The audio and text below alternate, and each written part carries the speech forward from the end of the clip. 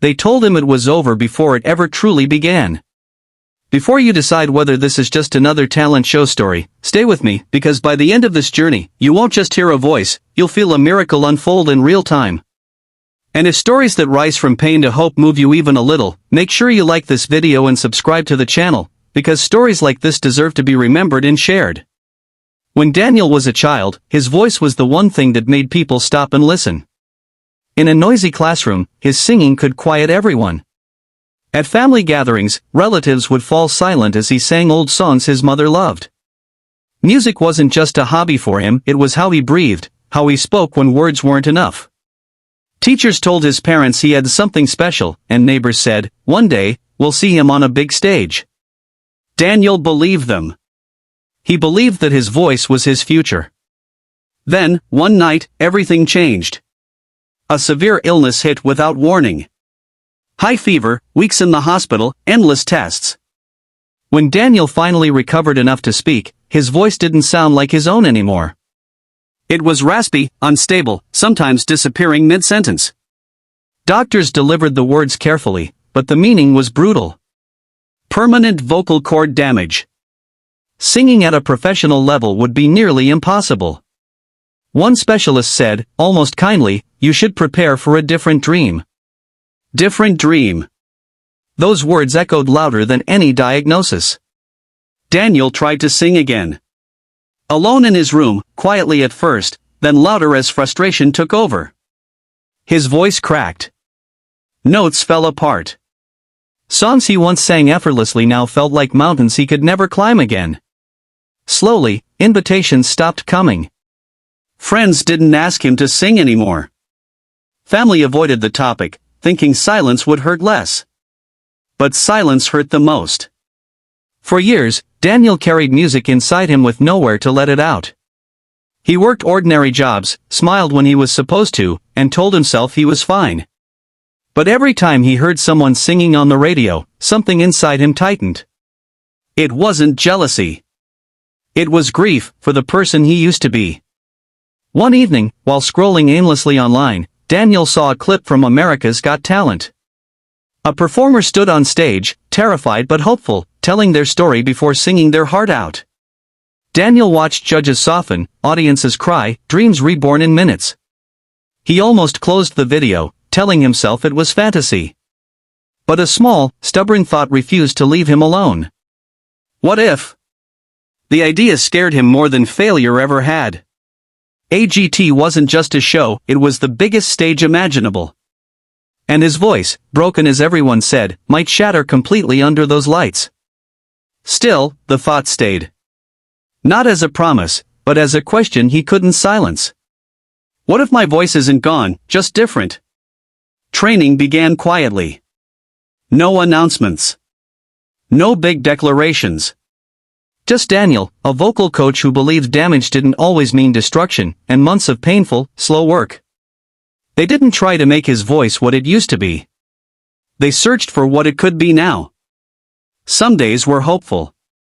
Others ended with Daniel staring at the wall, exhausted and angry. Progress came in inches, not leaps. When he finally submitted his AGT audition, Daniel didn't tell many people. He couldn't bear the looks of pity if it didn't work out. The acceptance email arrived on an ordinary morning. His hands shook as he read it. He sat down on the floor and cried, not from happiness alone, but from fear. Because now, there was no turning back. The day of the audition, the theater felt enormous. Bright lights, endless seats, strangers everywhere. Daniel waited backstage, listening to other contestants warm up. Some voices were powerful, flawless, effortless. His throat tightened. Old doubts rushed back, louder than ever. He considered walking away. No one would stop him.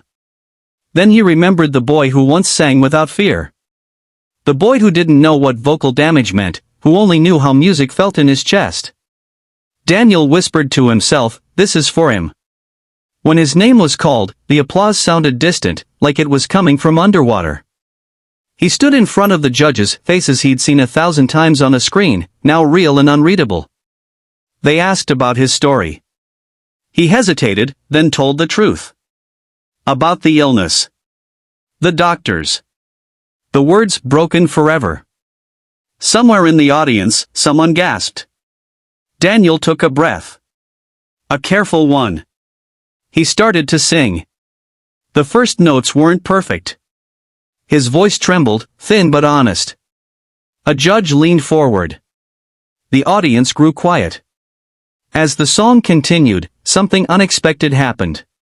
The cracks in his voice didn't weaken the performance, they deepened it. Every rough edge carried emotion. Every fragile note told a story of loss, struggle, and survival. Daniel wasn't singing like he used to. He was singing like someone who had lost everything and still chose to stand and be heard. Halfway through, his fear disappeared. Not because the risk was gone, but because the truth was out. This was his voice now. And it was real. When the last note faded, there was silence. A heavy, stunned silence. Then the audience rose to their feet. Applause crashed over him like a wave. Daniel blinked, overwhelmed, tears filling his eyes. One judge wiped their face. Another simply shook their head in disbelief. They spoke about courage. About redefining broken. About how miracles don't always sound perfect, they sound honest. For yes. Backstage, Daniel collapsed into a chair, laughing and crying at the same time. For the first time in years, he didn't feel like something had been taken from him. He felt like something had been given back, something new, something earned. The journey didn't end there. Each round brought new pressure, new expectations, new doubts. Some nights his voice struggled.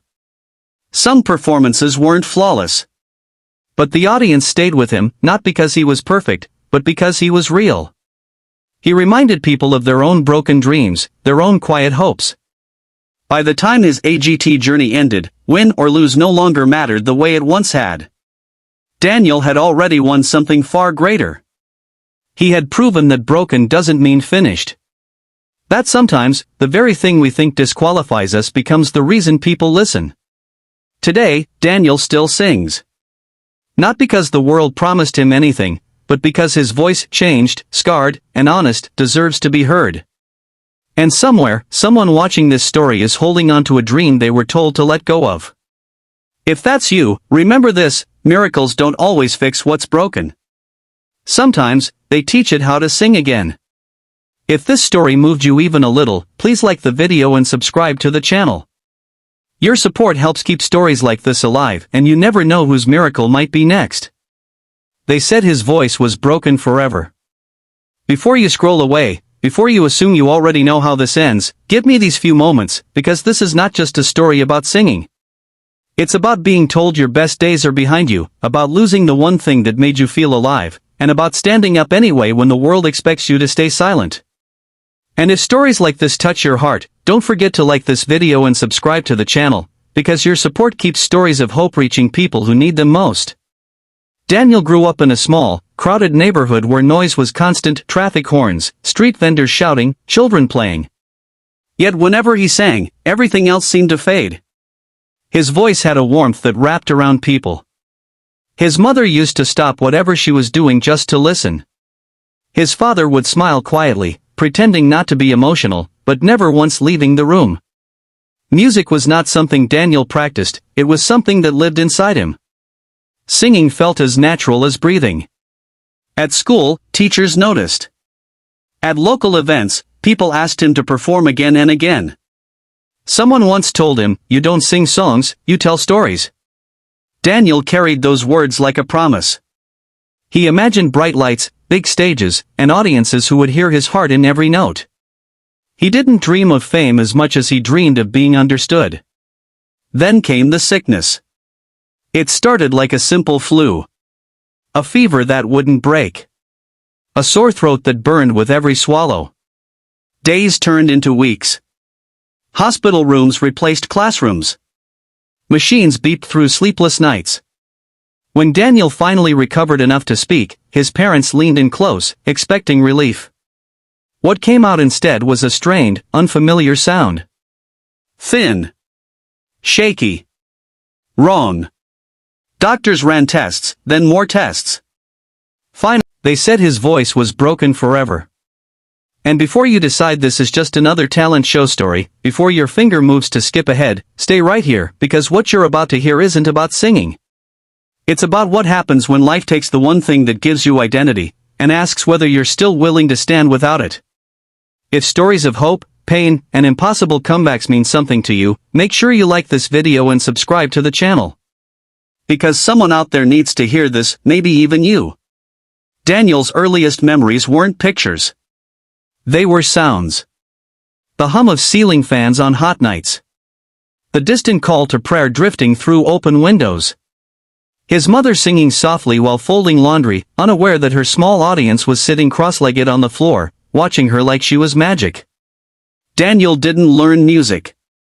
Music found him.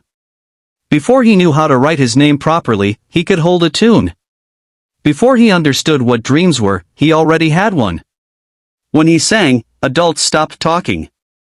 When he sang, children stopped playing. It wasn't loud. It wasn't flashy. It was something deeper, something that felt honest. People used to say, "That boy sings like he's telling secrets." His parents never pushed him. They didn't need to. Daniel would sing anywhere: school hallways, weddings, rooftops during blackouts. Music was how he made sense of the world. When he was happy, he sang. When he was scared, he sang quieter. When he was hurt, he sang alone. By the time he was a teenager, everyone around him believed the same thing. This voice would take him somewhere. Teachers told him he had natural control. Local musicians invited him to small performances. Strangers asked him why he wasn't already famous. Daniel didn't think about fame. He thought about connection. About standing on a stage and making people feel less alone, the way music had always done for him. Then one winter, everything stopped. It began as a sore throat.